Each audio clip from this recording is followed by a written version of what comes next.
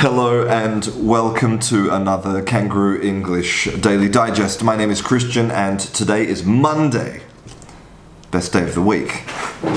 And today I want to talk about something that I have a little quibble with. Now, this is actually a great word in English, quibble. Maybe it's a word that you haven't seen a lot, or maybe you've seen it, you don't know what it means. I think it's a great word. Quibble means, well, if we read the dictionary definition, which we should, it says to evade the point of an argument by basically sort of by being specific about little words, or to have an evasion or shift from the point, or a minor objection or criticism. Now, it's easier to understand from the example sentences. So, for example, he spent the entire evening quibbling about the historical inaccuracies in the television series on World War II.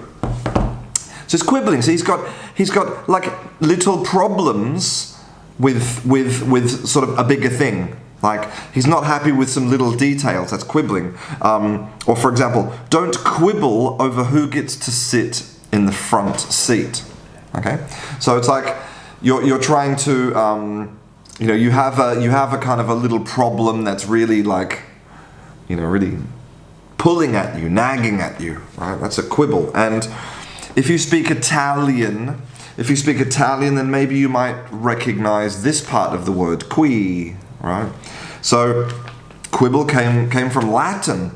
It came from the plural of the Latin word for who. And so the plural is quibus.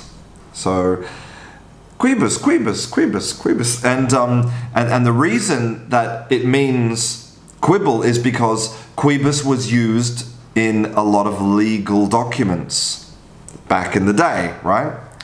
You can imagine these Latin scholars writing all these legal documents, and they're using this quibus word a lot. And it makes sense because, think about it, lawyers are people who have quibbles. They're people who have, they have problems with minor technical details. That's exactly what a lawyer does. So the word came from legal documents and became associated with like the legal mindset. So something that I have a quibble with is about the way that we, when we teach English in general, teachers all over the world, we focus a lot on the technical stuff. We focus on grammar and vocabulary, and there's not much focus. There's not much focus on mindset, on the emotional state of the learner. And you really, if you think about what it takes to learn a language, you realize that mindset is everything, because you're not going to sit down and study if this isn't in the right place. And I was reading this really interesting paper here from the University of Nottingham called The Role of Shame in Language Learning by Dominique Galmiche. What a great name. It gives me great pleasure to say Dominique Galmiche. It makes me feel like eating a baguette. So it's basically research about shame, the feelings of shame that people have when they're learning a language. And what's really interesting is that in the paper she asks people about what emotions they feel when they're learning a language. You can see here the chart, okay? So you can see all of these ones here. We have frustration, anxiety, embarrassment, and no emotion. They're all kind of low. But this massive column here, the majority of people feel shame. Right. So that's something we need to address. That's a massively important thing we need to address. Okay, so next question. What do they feel shame about? And to be honest, this surprised me. Okay, so if you look at again, we've got another chart here. So this one is fluency. People feel shame about fluency, but not too much. The next one is grammar. So they're worried about their grammar. But the next two are vocabulary and accent. Accent is number one.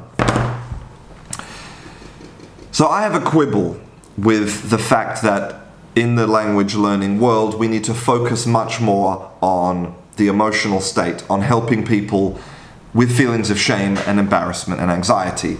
And I also have a quibble with the quantity of people, teachers out there, who are trying to help you to get rid of your accent, trying to help you to have native pronunciation. And there's some really important things to know about your accent. Really important things. If you feel shame about your accent, which according to this paper you probably do, then it's really important for you to know a few things. The first thing is that everybody has an accent. Now, I'm not just talking about when they speak a foreign language, I'm talking about everybody. So I'm an English native speaker. I have a kind of a weird accent because I've lived in Australia and I've lived in England, now I live in Spain. My accents are weird, right? But I have an accent. Americans have accents. Australians have accents. Scottish people have accents. Irish people have accents. So it's important, first thing, realize that there's no such thing as an English accent or a mild accent. And this is the next thing to realize. The next thing is to realize that people say, oh, he's got such a strong accent. Strong requires a comparison. It's like, okay, a strong coffee, for example. Okay, we know a strong coffee because we have the reference point of a coffee, a normal coffee. This is strong and this is weak. Okay, good. What is your reference point for saying that somebody has a strong accent? Strong compared to what? To somebody from Texas, I have a strong accent, you know, but to somebody from here or from England, I have a very mild accent. You know, to a Scottish person, I have a strong accent. But to you know, Scottish people don't think that other Scottish people have strong accents, you know? That's a question of perspective, okay? So you cannot really have a strong or a mild accent, okay? It's all about reference points. And another thing which is really important to realize is that because you're an adult, probably watching this, you're an adult, you are never going to lose your accent. That's not my opinion, that's science. Science tells us that you can learn grammar, you can learn vocabulary, but the accent stuff is you know, it's hardwired. Like, it's there forever. So don't waste your time on something you can't fix. Now, please note that there's a difference between accent and pronunciation. You can always improve your pronunciation. Produce sounds more clearly. Put the word stress in the right place. You know, that's part of pronunciation. That's nothing to do with accent. Okay, you will always have an accent. And I think the final thing to realize is that nobody cares about your accent. Nobody cares one tiny bit about your accent. People from London have more problems with people with a Newcastle accent than people with a Spanish accent or a French accent or an Italian accent. It's all in your mind, okay?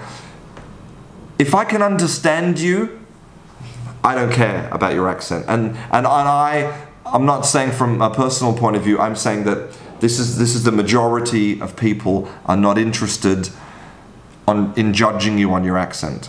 They only want to communicate. So that's all I wanted to say about that. So please don't worry about things you can't change, and just get rid of that shame.